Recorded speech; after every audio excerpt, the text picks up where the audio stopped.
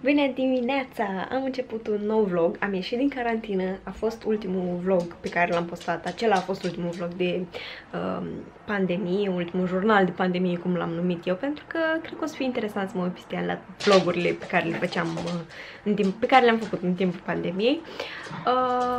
Acum ne pregătim să mergem la țară, pentru că am ieșit în sfârșit din pandemie și este ziua mătușii mele. De fapt am ieșit cumva din starea asta de urgență, că eu nu cred că e o idee bună că ne-a dat drumul așa deodată la toate opțiunile pe care le aveam, sau mă rog, asta este părerea mea. Dar da, mergem la țară, este ziua mătușii mele, ieri am fost la Răzvan acasă, au fost și verișoara și mătușa și nepoțica și toată lumea și a fost foarte, foarte frumos. Astăzi mergem la mine la țară, pentru că trebuie să o sărbătorim și pe ea și am zis că oricum primul lucru pe care îl facem când ieșim din toată agitația asta este să mergem la țară, pentru că noi ne simțim foarte bine acolo. O să mă duc să-l scot acum pe Sasha și cred că o să o iau și pe Becca puțin, deși ea cam plouat afară și n-aș vrea să mă rătărească foarte, foarte tare, pentru că ei rămân acasă. Și apoi o să mergem până la Selgros să-și ia Răzvan niște mici, pentru că lui îi plac micii de la Selgros, deși o să avem o grămadă de mâncare pentru grătar acolo, dar el îi vrea pe aceea. Așa că da, hai să pornim la drum, cred că o să conduc eu și cred că vorbim când ajungem acolo sau, nu știu, vedem pe drum. Păi azi vă mai spun ceva înainte să plec, am făcut banana bread și acum am scos-o de la cuptor. Arată foarte, foarte bine și e super, super bun. Eu pun foarte multă nucă în ea pentru că îmi place foarte mult și arată foarte, foarte bine. Da, este absolut divină. Și Răzvan a arătat-o odată, pentru că eu am mai făcut-o până acum, cred că de 2 ori. Da, de 2 ori. Odată am făcut-o și nu am mâncat și a doua oară când am făcut-o i-a părut rău că nu am mâncat. Și tot îi trimite poze, de fiecare dată când fac ceva dulce, eu îi trimite poze ba mamei lui, ba fratelui lui și au vrut și fratele lui să o guste. Așa că azi dimineață m-am trezit, am făcut una repede, am băgat-o la cuptor, cât m-am aranjat și cât am strâns prin casă și ce am mai făcut. S-a și terminat de copt, iar acum am tăiat-o în jumate-jumate, i-am lăsat lui Răzvan jumătate, că eu probabil o să mai mănânc doar o bucățică din ea, ca să-i las lui mai mult, și cealaltă jumătate de banana bread o să le ducem părinților lui și lui Eric, așa că da, acum plecăm la drum, aștept să fie Răzvan gata, pentru că nu este gata. Dar da, am vrut să vă spun și treaba asta și dacă vreți o să vă las în descriere rețeta, pentru că este divină, este absolut divină. Da, îmi place foarte, foarte mult. Sau poate am impresia că am și filmat când am făcut-o prima dată și poate vă inserez pe aici filmulețul. Cred că așa ar fi cel mai bine. Dar nu știu. Nu știu dacă voi ați văzut deja cum o fac sau vedeți de acum înainte. Dar cred că o să vedeți de acum înainte cum o fac și ne vedem pe drum. Am ajuns acum la Răzvan acasă și l-am trimis pe el să lase banana bread-ul, pentru că e frig afară și plouă și e nasol. Și o să ne îndreptăm imediat către Selgros. O să conduc el până la urmă, dar nu știu sigur dacă până la Selgros sau dacă îl las până la țară, pentru că n-am mai condus de mult eu la drum lung și aș vrea să nu prind frică de chestia asta.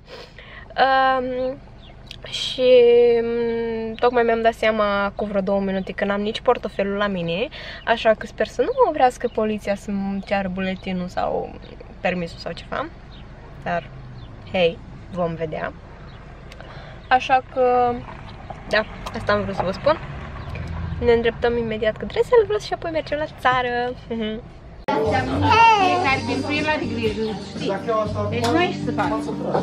Ce faci, Luca?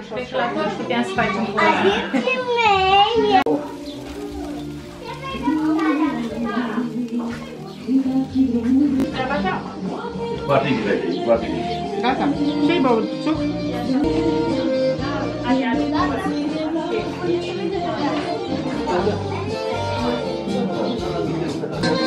Sushi la masă, Ionela! Toată lumea, ia fata! A, de este tu mai mult faci. Nu, în sat la noi din sat nu sunt altfel, deocamdată. Dați-mi și pe o felie de pâine!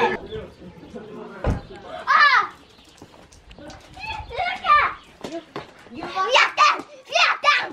La un stop de... Te prind, Oliver! Stai, mă!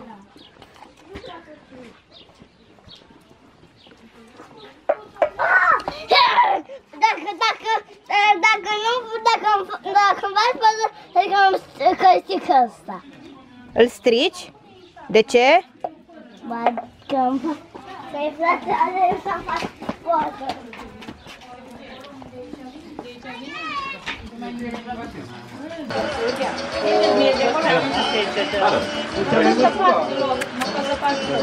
Deci le-am băgat.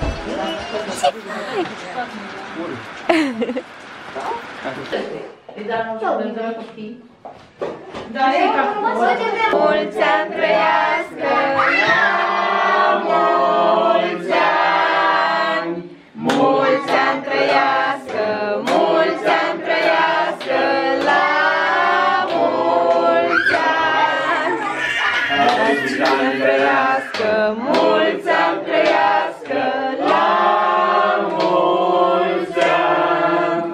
Mulți ani trăiască, mulți ani trăiască, la mulți ani! Dar cine să trăiască mulți ani? Dar cine să trăiască mulți ani? Mulți ani și voi și toți ca voi! Mulți ani, trăiască mulți ani! Și noi și voi și toți ca noi! Eugenia să trăiască mulți ani!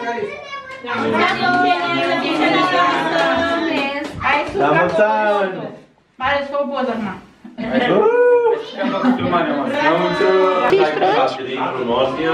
Drăgălașul! Ionica!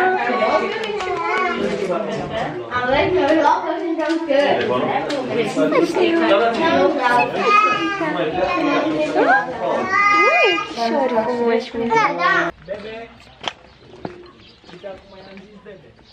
Cui? M-a întrebat Sara de ce zic bebe. Hai să vedeți ce surpriză am avut eu azi când am venit la țară. Pentru că voi îl știți pe Obama, cățelul meu de la țară frumos. Și când am venit astăzi, am văzut că mai este unul, pe el îl cheamă Barry și el este Obama. Pe Obama îl știți. Îl știți pe Obama, că vi l-am mai arătat. Da, și el este puiuț. Adică, na, cât se poate de puiuț, e un pic mai mare. Dar e puiuț. Da. Are jumătate de an. Și Obama este bătrânel de acum. Dar este minunat, îl iubesc tare mult pe cățelul ăsta. Da, și el, la fel ca Beca, toată ziua vrea joacă. Toată ziua, se bagă peste ăsta mare și vrea joacă. Da. Ce frumosule! Ce frumosule! Ce tu e? Ce tu? Ce tu? Ce tu e? Doi frumoseti, doi frumuseți. Două frumuseți. Două frumuseți de căței aproape la fel, numai că nu mai are și pete. Mă, nu este și potoat. Nu, măi, frumosule, nu mai pungi, că te-am băgat în șamă. Cum? Păi, dar nu m-am jucat eu. Ce faci? Bine? Doamne, Sara. Hai să vedem. Dar am spus că Sara e în grădină. E în grădină, da, dar e pe partea cealaltă. Mai duc să o iau. Dar nu? Pe aici, pe aici, pe aici. Pe aici. Unde-i Sara? Aici e Sara.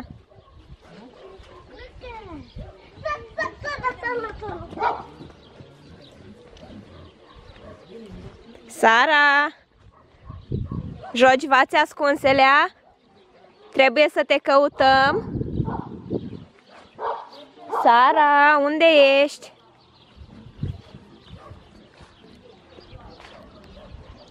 Te-am văzut! Te-am văzut! Te-ai ascuns? Nu. Nu? Nu jucam. Mergem acasă? Nu. Mergi cu mine în mașină sau te duci cu Răzvan? Da, dar vreau să vină și Luca. Da, dar vreau să vină și Luca. Să vină și Luca? Dar este poziția asta. Nu mai fă filmuleț aici. Dar mi-e frică. Dar vreau să am amintiri cu voi, Luca. După aia crește și... Dar vezi că e ceva. Și ea crește. Nu, o să vedem. Ai ceva pe față. Ea nu mai crește. Ai o grămadă de puncte pe față. Ba da, ea mai crește. Dar și tu ai, Luca, ia uite, cred că ai și tu 2, 3, 4. E, lasă. Cum de ai? Că tu ești mititel, cum de ai? Eu nu-i Ce-ți face porcul? O să ai și tu când o să fii de mare. Ei, dar mi-e frică. Dar nu-ți fii frică. Luca, lasă-i. Dar nu trebuie să-i speriem. Lasă-i, Luca. Luca, vai. Ce faceți, frumoșilor?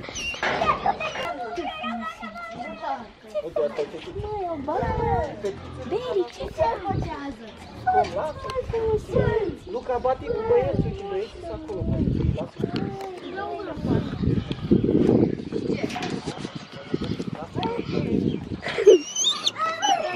Sunt frumoși?